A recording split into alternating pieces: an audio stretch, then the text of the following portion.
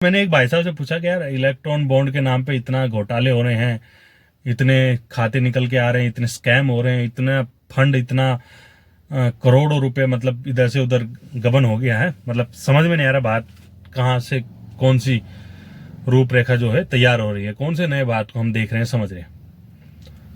Electron bond वो क्या होता है, मेरे को तो इसके बारे में कुछ भी नहीं पता। ये रिप्लाई है उस आदमी का। ठीक है, एक सेकंड बारे में वाला, तुझे वो शराब घोटाले, हाँ वो तो केजरीवाल ने किया है। मतलब जैसे मैंने ये बोला ना कि शराब घोटाला, हाँ वो तो केजरीवाल ने किया। मतलब शब्दों का हेरफेर कुछ ऐसा है। इलेक्ट्रॉन बॉन्ड, इंग्लिश सबकी कमजोर है हमारे भारत में, मतलब मोस्टली लोगों की कमजोर है, मेरी तो बिल्कुल ही कमजोर भाई। दोस्तों नमस्कार। वैसे तो मौजूदा दौर में कुछ भी बोलना मतलब गलत है, क्योंकि आपके गले का फंदा बन सकता है, और सच बोलना तो बिल्कुल ही पाप हो चुका है। कुछ कहावतें हैं कि भाई, या वो फैक्ट है कि किसी चीज को, किसी झूठ को इतनी पावर के साथ बोलोगे आप कि वो झूठ जो है सच लगने लग जाएगा। तो वाकई वैसा कुछ होता हुआ नजर आ रहा है। कई बार कहा जाता है कि भाई मीडिया में इतनी ताकत है कि वो झूठ को सच और सच को झूठ में बदल सकती है। तो ये बातें सिर्फ बात लगती हैं, लेकिन हाल फिलहाल ऐसा लग रहा है कि बिल्कुल बात बिल्कुल सटीक है, बिल्कुल सच है। हाँ, ऐसा हो रहा है। आप देखोगे कि कांग्रेस के जो है ना कार्यकर्ता कह लो, उनके नेता कह लो, उनकी पार्टी के अध्यक्ष कह लो, वो तमाम जब कहीं उनकी कॉन्फ्रेंस होगी, उनकी बैठक होगी, या वो किसी सभा को संबोधित करेंगे, तो वो बोलेंगे कि आप कांग्रेस का चुनाव चिन्ह है, हाथ का निशानों से दबाएं, कांग्रेस को अधिक मतों के साथ विजय बनाएं और बहुमत दिला के कांग्रेस की सरकार बनवाने का प्रयास करें या मदद करें। उसी प्रकार मुलायम सिंह यादव जी की पार्टी है, उनका साइकिल का चुनाव चिन्ह है, वो साइकिल का बटन दबाने के लिए आपसे कहेंगे। ठीक उसी प्रकार लालू प्रसाद यादव, उनकी लालटेन का चुनाव चिन्ह है, वो लालटेन का बटन दबाने के लिए कहेंगे। ठीक उसी प्रकार आम आदमी पार्टी का चुनाव चिन्ह है झाड़ू, वो कहेंगे आपको कि भाई लोकसभा का जो चुनाव है उसमें झाड़ू का बटन दबाएं और आम आदमी पार्टी को या इंडिया एयरलाइंस है उसको जिताएं और भारी मतों से मतलब विजय बनाने का काम करें, ये करें। लेकिन वहीं जब बात आती है भाजपा पार्टी की, वो कहेंगे कि हम जा रहे हैं 400 पार।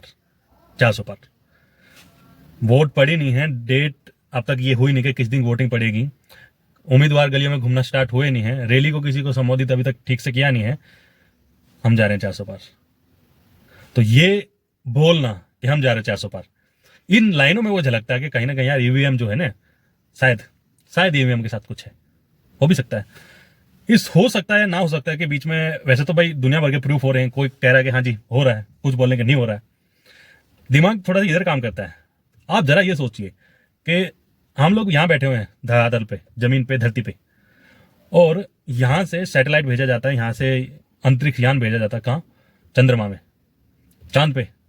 और वहां के लोगों को हम सुन पा रहे हैं, मतलब जो लोग यहाँ से वहां पहुंच रहे हैं उनके साथ हमारी कनेक्टिविटी है, सुन पा रहे हैं, देख पा रहे हैं, और वो वहां से वीडियोग्राफी यहां तक पहुंचा रहे हैं।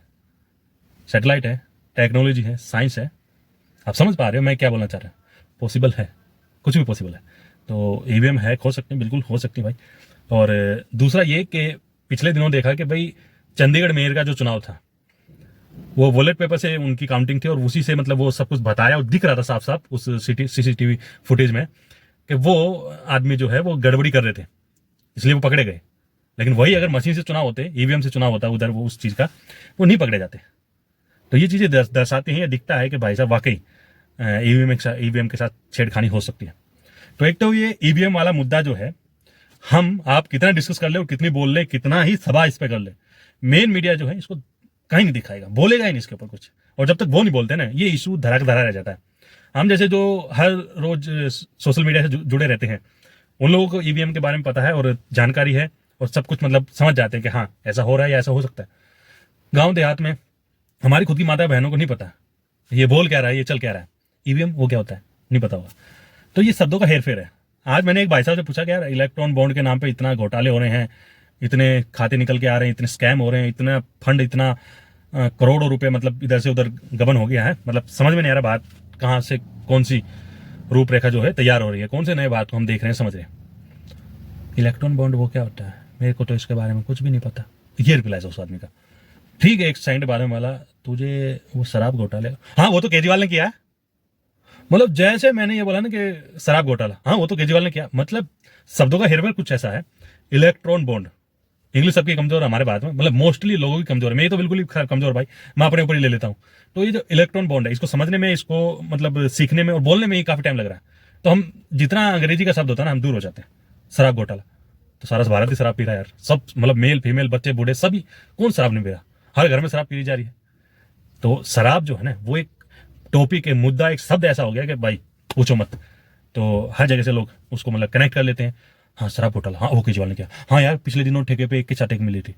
केजरीवाल तो नहीं बोल रहे थे आप ऐसे बेचो या वैसे बेचो, कैसे बेचो, लेकिन वो है कि वो चीजें कनेक्ट करके लोगों को कि भाई हाँ दिल्ली में है शराब 1 के साथ 1 बोतल मिली थी, पौवे के साथ बोतल, आधे के साथ बोतल मिला, ऐसा कुछ हो रहा था। तो ये चीजें हैं, मुद्दे जो हैं ऐसे उठाए जा रहे हैं, मतलब मुद्दे जो हैं काम के मुद्दे हैं, उनको उठाएंगे नहीं। जिनको उठाया जा रहा है उनको इतनी जोर शोर से उठाया जा रहा है कि आपको उन्हीं के ऊपर सारा वो दिखेगा। जैसे नेशनल टीवी पे ऐड आएंगी या यूट्यूब की कोई वीडियो आप देख रहे हो कि बीच में ऐड आ जाएगी कि देखो मोदी जी ने वॉर रुकवा दी, यूक्रेन की और फलाने देश की वॉर रुकवा दी, हमारी बस निकलवा दी, ये करवा दिया वो करवा दिया, और दुनिया हाँ भाई मोदी को, हाँ जी मोदी, भाई मोदी कर सकता है, भाई मोदी है जब तो सांस ले रहे, नहीं तो भाई ये हो जाता हो।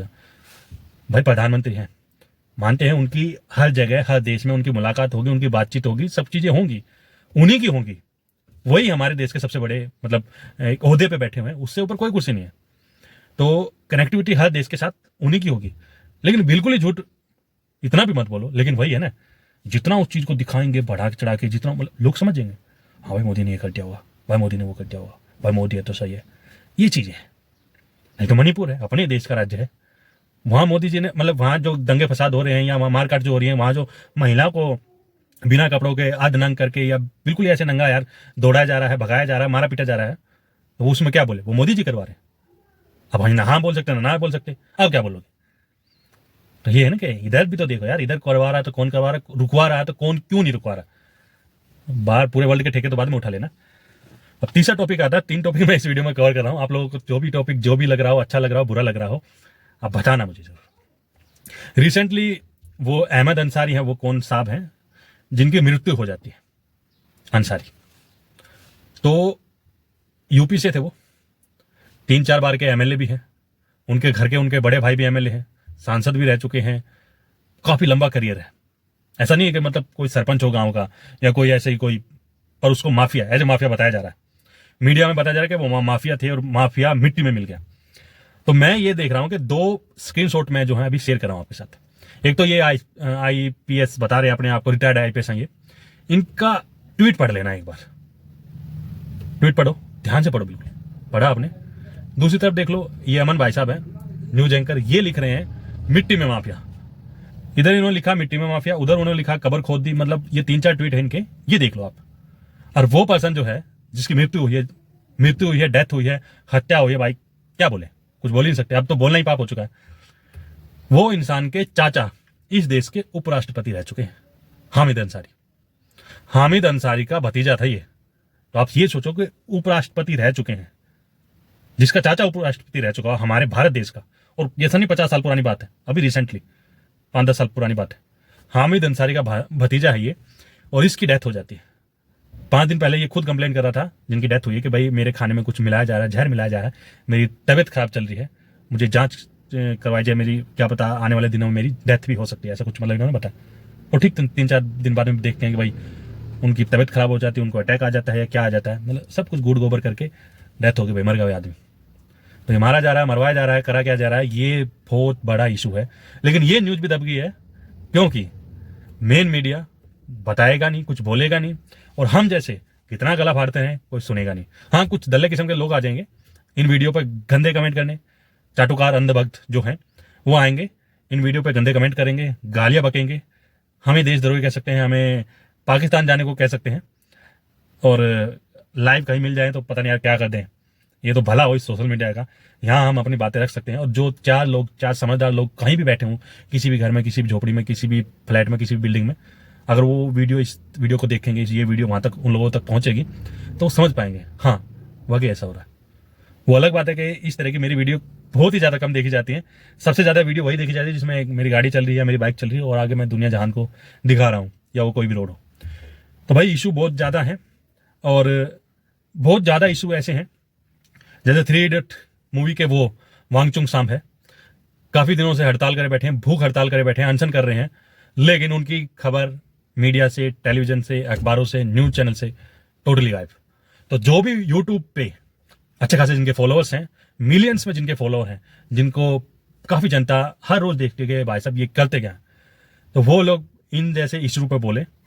आप लोगों की बहुत ज़रूरत है इस देश को, क्योंकि आप अगर इस वक्त सही मुद्दों को उठाओगे, सही मुद्दों के ऊपर कुछ बोलोगे, तो चीज़ें कहीं की कहीं हो सकती हैं, चीज़ें बदल सकती हैं, और एक अच्छा सवेरा, एक अच्छा दिन, एक अच्छा साल हमारे आप सबके लिए निकल के आएगा। नहीं तो ऐसे ही घिसते रहो, मरते रहो, पीटते रहो, बस जो हो रहा है वो होता रहेगा। Thank you for watching. जय हिंद, जय भारत।